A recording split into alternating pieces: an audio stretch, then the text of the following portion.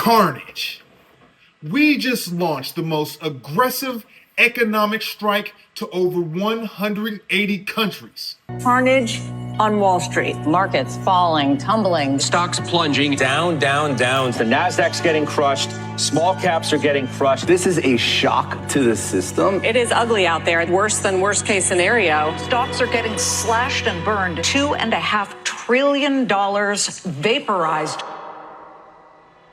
It is estimated that the average American family will pay more than $5,000 out of their pocket to pay for these tariffs. Called reciprocal tariffs. Whatever they charge, we charge. Reciprocal tariffs on countries throughout the world. Reciprocal. That means they do it to us and we do it to them. Listen, stay tuned and listen to what Bernie Sanders and Barack Obama said back in the day.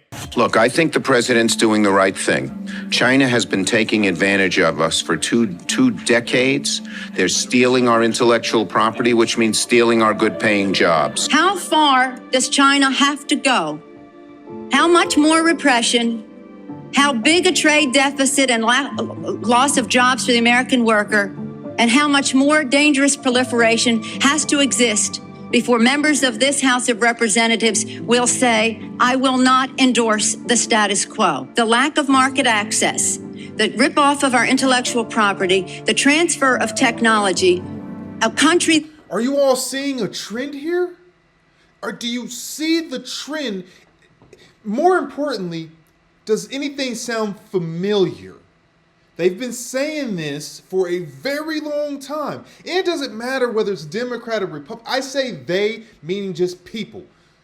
But we haven't done anything in the past. And now, carnage begins. Because now we are finally doing something.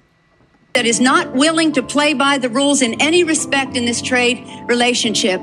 You have a serious threat, not only to our relationship, but to the industrialized world. Further, what they have said is that we need to not worry about manufacturing in America because what we should establish is a policy of unfettered free trade. We don't need tariffs.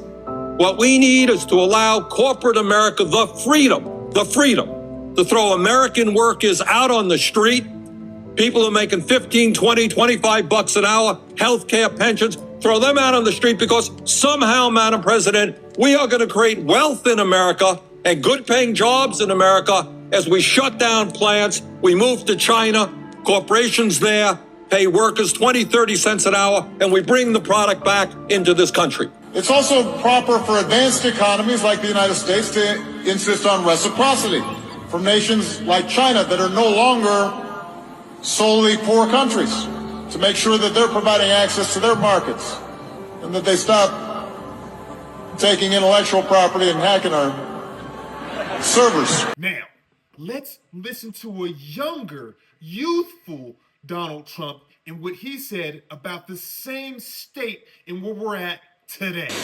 I mean, you can respect somebody that's beating the hell out of you, but they are beating the hell out of this country. I don't know how your audience feels, but I think people are tired of seeing the United States ripped off. And I can't promise you everything, but I can tell you one thing. This country would make one hell of a lot of money from those people that for 25 years have taken advantage. It wouldn't be the way it's been, believe me.